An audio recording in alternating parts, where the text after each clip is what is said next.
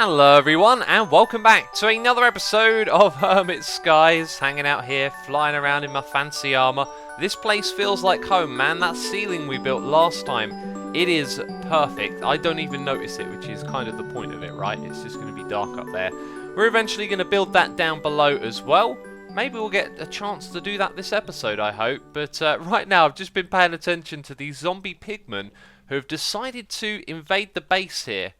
And they're all wearing fancy armour, which I find a little bit surprising. Also, this thing have been running around the clock. I have upgraded the sword once again. It now has reinforced number 2, and we have a ridiculous amount of skulls in our system. I also believe there is a loot chest that needs opening in our quest book. And if we go into here, we are going to start on this one today, Draconic Re-Evolution. Apparently, I thought it was just Draconic Evolution. We need to start off by making a Draconic tablet, and then that unlocks another bunch of stuff to do. We want to get into the crafting system in this mod, and that requires making the fusion basics right here. I'll show you it all in a second, but somewhere in here, there is a quest for us to complete. The other thing will just be a heart, won't it? There we go. So, starting off, hopefully with a little bit of luck. Apparently, I didn't actually claim it. Aha, we now have the loot chest in our inventory, and it's pretty pants. You are going to get chucked into this chest over here. So, if we check out the side of the screen, we have this thing right here, Basic Fusion Crafting Injector. This is going to provide energy to the crafting thing itself. And you can see here that we need Draconic blocks and Draconic cores. Now, this is made out of the ingots that we have been farming. And this thing right here is made with those ingots, gold and diamonds. So everything so far in that has been farmed, which is fantastic. The other thing that we need is the fusion crafting core. And that's made with the nether stars that we're farming, lapis, and one of those again. So we're all set to get going with this thing right here. And it is in this space up above that I want to build a really interesting looking setup for the fusion crafting that we're going to implement. Now I'm sort of flying in the right direction. Over here is where we need to go, because we've been doing our mystical agriculture. Look at how many of these things we farmed, and loads of the draconic ones as well. So we can go ahead and craft all of that stuff up down below. First things first though, we want to make the Draconic Evolution Information Tablet, and it requires dust, which we don't actually have. So I need to go and grab some of that dust, right? Because that's the first thing in the quest book. So before we make the other stuff, let's do that one first so we can get some more rewards. So with that crafted, we're going to claim our reward over here. We've also killed the Ender Dragon, so we get another reward, which is awesome. And then after that comes the Chaos Guardian. Apparently there are 2 tasks there. Maybe you've got to kill it twice. Oh, you've got to get yourself a Chaos Shard. Man, that thing looks insane. We never got to see it close up. If you get too close to this thing, it'll basically ruin you. But down here we can see the fusion crafting basics right here. So these are the 2 things that we're going to be crafting next. And the tablet that I just made has tons and tons of information about this mod inside of it. Let's go all the way back to the beginning. This is actually designed to support other mods as well. So you can click on this, there's a bunch of information there, then it breaks down all the different parts of the mod into different things for you to read about. And fusion crafting is what we're going to jump in and do straight away. We're going to need to do this to create all these different tools and things that you see over here. And the first type is the Basic Fusion Crafting Injector, and this is what it looks like. This stuff's going to be super duper fancy, man. It's going to look seriously cool in our base. So we want to craft some draconian ingots. I'm thinking we should probably automate this somehow. Not sure what method I'm going to use, but I also want to store them like this where they can be blocks as well, as I'm pretty sure the blocks become important in crafting later on. So if we just click on our concealment thing over here, this has definitely helped, by the way, with the FPS in this area. We don't actually have any other compacting drawers, so I need to make one and throw one down the bottom here. So, fusion crafting begins. It begins right now, people. Before we get on with that, though, let me just show you the setup over here. So we've got this drawer, and you can see it's making draconian blocks and ingots. I think the blocks are going to be useful later on. Around the back here, we're just using a single dimensional transceiver. It's got its own little channel to move, and we are using mystical power. So then up here, what we have is this thing, pulling it out of the frame drawer, putting it into a crafter, crafting it up, and doing all of that magic for us, which is fantastic. Now, we got 3 of these loot chests to open up. Let's go ahead, see if we get anything good. Ectoplasm, no idea what that's going to be useful for. A diamond shield, apparently it's a greater reward. And a zombie charm, we have that one already. So I don't think they're going to be useful, but you can see I've crafted up our fusion crafting core and our basic fusion crafters, as well as some vibrant capacitor banks, because these things are going to use a lot of energy, and these things we have gotten from opening loot crates, right? And if you look at the amount of transfer they have, they're infinite, so they can basically move very large amounts of RF. Now, the place that I wanted to put our crafting area was straight ahead of us over here, and you can see that I've sectioned off these corners, so they are ready to be turned into other rooms. This bit right here is going to be an extension of that, so we will have some more mob farming over here in the future, and that only leaves us with a couple of spaces to finish this floor off, which is really cool. I obviously want to go through and fill up our base with tons of stuff and start the floor down below, but right now we've got to focus on this area. So we've got our sky blocks kind of stepping up to some draconian blocks, and I do believe this draconium infused obsidian is some sort of end gamey stuff. You need the wyvern tier, and it costs a lot of, well, maybe not a crazy amount of energy. Actually, I don't think it's too difficult, but there are different tiers to this, right? We've started off with the basic fusion stuff, and then what you can do is turn those ones into the next tier using energy, nether stars, and these things, and then it goes so on and so on, right? All the way up to this insane tier. What's it called? Chaotic fusion crafting, which is pretty crazy stuff. But we're going to focus on the basics right now. So in this little platform in the middle, we're going to put this thing right here. And then if you imagine a 3x3 tube around each side of it, sort of going off into each direction, up and down as well, supposedly those are where you can put your fusion crafting injectors. That means we could actually sort of put them on the ceiling facing downwards, which would look really, really cool. And I'm not sure how many of these are optimal, but every time I see people doing this, it's always got 9. And all of those recipes have, I think, 8 items at the most. So we might be overkilling it here. Speaking of overkilling, yes, I am actually just using vibrant capacitor banks right now to place these in front of. So I've seen lots of setup where they put a group of 9 like that. Those will fire little beams over to here and help craft stuff. Hopefully it's not too far away, but the demonstration that I saw said that it could go pretty far out in each different direction, so those should connect. And I brought some bronze blocks with me for this reason, for placing them like that so I could put these things in front of it. Now, the next step is for us to get power to these, and the way that we're going to do that is by having those these things, what are they called? Cryo-stabilized flux ducts going to these vibrant capacitor banks. The place where I want to put the capacitor banks is actually over here in the wall, but a little bit of a design flaw. I was thinking it would be good to see like the battery showing you how much power is in store, and now these things are kind of in the way of that, right? So I reckon the place to see it would be directly here. Yes, so we're going to carve out a space of this wall, which is made out of compressed flint blocks. I was going through some of the different textures, and I thought, hey, this one looks different. We haven't used it before. Wow, these things look insane. They are seriously cool. I like that a lot. And the connection we're going to make will go over the back here. I think what I might end up doing is routing it down the back here through that block like underneath, but this is going to go out the back to our capacitor bank. I made 40 of these. They are larger than the ones over there, so let's go have a look at this thing and see how much power it stores. 5.5 million. Now when it comes to doing these crafting recipes, that is 184 million, so you can see for some of these things we're going to need a ridiculous amount of energy, right, which is why I've made the larger ones over here, and 40 of them I think is 10 million in total, but apparently it's only 4 million. Well, I thought each one was 250 each.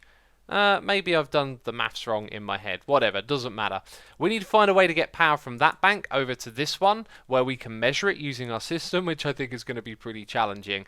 And then that will be able to forward the power through to these things. But I've never done this before. Everything I'm showing you right now is stuff that I've seen other people do, things that I've tried to research, and we're kind of going into this blind, you know.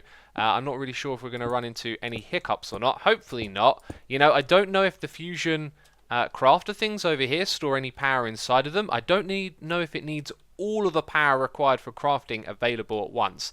Like, you might need to be able to store all of that and use it in one go, as opposed to slowly feed it. Now, another thing about all of this crafting that we're doing is our solar panels as well. We're going to be able to upgrade them, because these ones will be upgraded with the fusion crafting that we're about to set up. So it might be one of the first things that we actually craft with this. Anyway, a couple more things to do here, and we should be able to get it up and running and start doing some of that crafting. So since I last hit record, a lot has happened. It's a new day, there's been loads of stuff going on. I feel a little bit frazzled and overwhelmed, and I'm just trying to get my head back into Hermit Skies and figure out what we were doing here. We are setting up a connection from this capacitor bank, and using the wrench, I've been configuring it so that we have input and outputs on the blocks. This is output only, so the RF is going to move in one direction through this thing right here, and it's just so worked out that with this rearranging that I've done, we are going to be left over with exactly one of those. So over on this side, what we have is an input right here. That's what the input one looks like. That's the output. And now we're just going to go through that. So input here, outputs on either side that go to the crafters up above, and you can see that I've changed the shape of this capacitor bank. I was also getting confused about how much power it stores. That is the max input and output. This is how much power it stores right there. So we do in fact have, is that 10 billion, I think, RF, which is pretty superb. This thing right here has also been hooked up with a what's it called? An energy module down at the end there. Okay, so as soon as we do this, we should be tracking all of the power that goes through this system. So we're going to fly up here, we're going to see that thing is getting charged very quickly. On the wall we can see the amount coming in, that's superb. And then over here we should have a reading. Oh, we don't have a reading. It says off. Well, actually, no. Where it's supposed to display the RF, did I not set this up? I might have just left it on default. It doesn't actually seem to work, though. That has been hooked to, you can see it right there, one of those blocks, and it's not working. Yikes. Okay, so maybe we don't get to track the power through here, but you'll notice that the lever is gone, and that's because we're not able to turn it on and off. Also, this thing, you can see it's draining at a certain amount, but it should be able to drain faster, right? Like, that's not the same number. It's draining at 3.5 million, yet it's supposed to do 5.5 million. I'm not complaining. 3.5 million is a pretty good transfer speed, in my opinion. Wow, and that thing is juicing up. It is juicing up. Now, the power won't get moved into here until it needs to be used. So we're kind of ready to do our first little bit of fusion crafting right now. And I've been looking through at what we should do, and I actually think the first thing to do is to upgrade the basic fusion crafting stuff right here into the next tier, because one of the things that we want to make in this episode is awakened draconian blocks. That's made at the wyvern tier, which is this one right here, the next one up. The reason that we want to make that is because we're going to be able to farm it with mystical agriculture. So we want to get that going as soon as possible so we have a ridiculous supply of that stuff like we do with the draconian blocks. So I've been looking into it, and in order to make this, we need to put one of those in there with nether stars, which we've got, draconian blocks, and the cores, which are easily craftable, and then the wyvern core. So this one is made in the basic tier. So we've got to put 1, 2, 3, 4, 5 of those, 2 draconian blocks and 2 nether stars, and then a block of emerald, I believe, goes into the middle. Now, I don't know if you can do this in terms of stacks, which might be a smarter way of doing it, but we're going to do 1 to begin with. And already I'm starting to forget how many that we need of each of them. Wasn't it 2, 2, and 4? Let's go, wait a second, make sure we click on the right thing. Wyvern core. So it is 1, 2, 3, 4, 5. 2 and 2. So 2, 2, and 5. Right. So let's go and put in 1, 2. Oh, did it just... Okay, you can do it by the stack. I've just sort of confirmed that accidentally. So 1, 2, 3, and then there's the 4 and 5. Now we can actually do this with just 9, right? It could all be on one side. And I kind of want the beams to go from side to side. So we're kind of overkilling it by having so many of these here, but it does look cool, doesn't it? So on this side we'll just do the layout like that. And we already put the emerald block in the middle, and that means that we have to activate this, and I've completely forgotten how we activate it. Brilliant. What a great start. We're calling on the help of the professionals. Jevin says too far away. According to this thing... Oh, I don't want to do that. It can be any sort of distance away. Okay, let's see what he does. Oh, surely not. Okay, because this room is all built around it being, you know, at a particular height. It needs to be there, I think. Level with that one. Oh, I've got it now. Right. It still doesn't work. This thing just won't work. Oh, let's try again. All the items are on that side over there, if you're wondering. And nothing's happening. Nothing is happening. Ladies and gentlemen, it appears that I have derped, and many of you have probably written about it in the comments. So, Jevin, thank you for your help ever so much. Of course, I'll say that to him because he can't hear me right now. All it ever needed to be was just one block higher, and then we get the interface. So the distance was fine, but me being a silly goose, I just weren't looking at the height. And, of course, it was level with these ones down here. And so after all this messing about, we don't need any of this stuff. We are good to go, and we can do some crafting. Goodness me. So what's really funny is I've just gone and edited what I previously recorded. We even placed it at this height, but neither of us opened the interface after opening it there, so we had almost solved it pretty much straight away. Unfortunately not though. So we're going to do it like that, so we've got something going on either side. They're at 18 because we need 9 times 9, and yes, I've kind of gone complete overkill. You only need a minimum of 9 of these, but I wanted this to look good in the base. Everything that I do modded here is about making it look cool inside of our base. And now we are going to start, and it is charging up, and it is going to be zapping away energy from our system. This is the process right here. We can't seem to see the power disappearing there, so I'm guessing that it is disappearing over here first of all. No? Okay, maybe this thing, takes time to do this kind of stuff, and therefore we don't really see the power going anywhere. This is awesome. I like this. I'm going to put it on the left-hand side of the screen so I can open up this for a second. Just to remind myself of what we're doing, which is 9 million. Okay, this is seriously cool. And then in here, we have, a crazy amount more. So it should be able to do those all at once with no problem at all. If we open up this interface, we have 1. Oh no, they're still over here. I thought I just lost all of my items.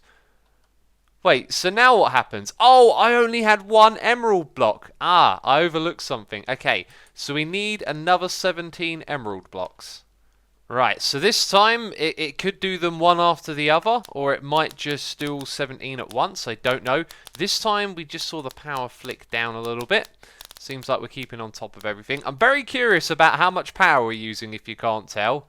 We seem to be doing just fine. Okay, so I think the time it takes to do this whole process means that we're not going to see an impact on the power, right? Because it's taking just a little bit each time it does it.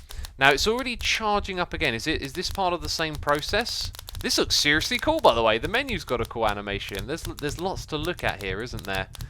We're up to 70, 80, 90%. Very good. Okay, and then does it just continue? Output obstructed. Right, and then I've got to click start again. Now that's kind of slow. I'm just wondering, can we control this with redstone and with conduits as well?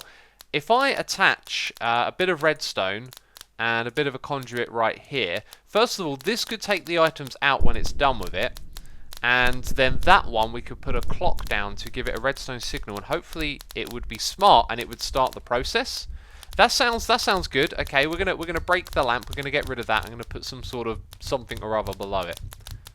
Alright, so you can look at the top of the screen to see what step it is on, and then it shows you when it turns on the power. You can see this thing blinking, so it's going to send a signal every so often. Let's hope that doesn't disrupt with what's going on. That is our master input ender chest, so that is set to insert on the conduit up the top here. We should be able to set this thing, and look at that, the redstone isn't actually pointing into this, which is fine. Let's set that to extract, and if there was a wyvern corn, is there? No, there isn't. It's probably taking it out then. Should have opened that interface first, right? Now let's set this thing to redstone. Is that correct? Bam. And now it points into there, meaning it might... Oh, and it just did it right in front of us. Excellent. Okay. Well then, that's it. We've automated this as well then. So we can put in the items on either side, which is something we might be able to automate as well. Not got too many ideas on that. But otherwise, the rest of the process is automated, right? So it charges and then it crafts. I see. So it goes through 2 different phases. Cool. And the redstone isn't messing with this at all. I like the sounds that this thing makes too. And obviously it's going to be done. Okay, then... Did you see that? So the item gets taken out. Then the redstone signal comes through. And that is it. We have automated it. Fantastic.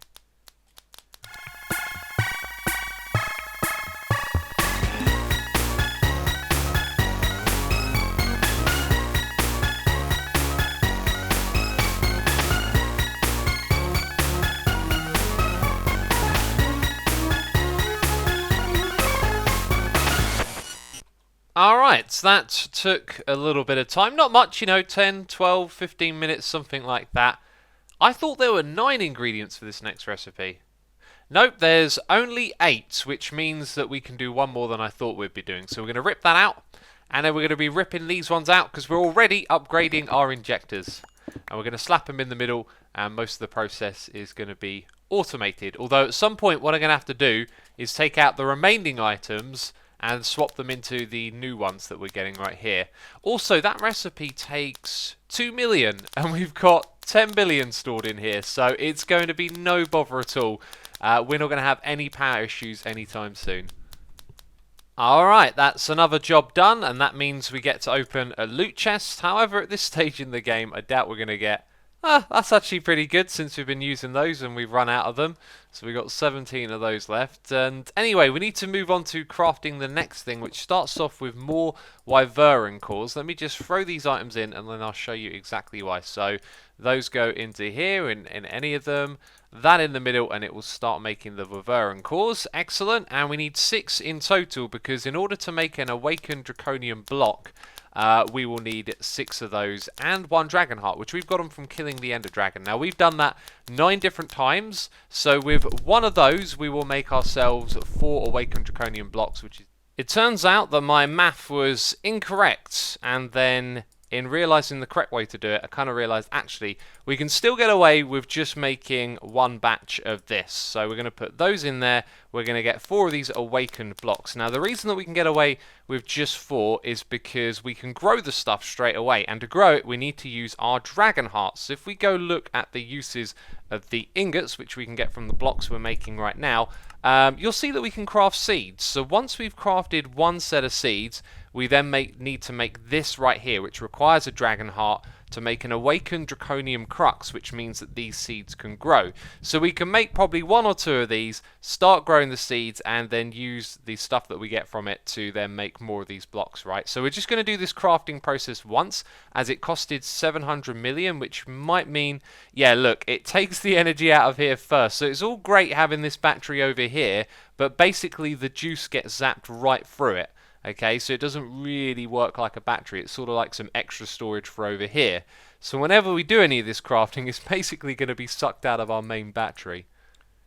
There are actually only 2 things we can use these top tier crafting seeds for. The other one is Nether Stars, so we're going to take 2 of those, and I've made 2 of these blocks to get us started. I've also put it in a compacting drawer around the back here next to the other one, which means it's nice and convenient. It's stored in 3 different types, and that's all that we can make for now with that first craft from our fusion crafting. So now we've got to head over to the mystical agriculture place, throw down these seeds and start growing this stuff.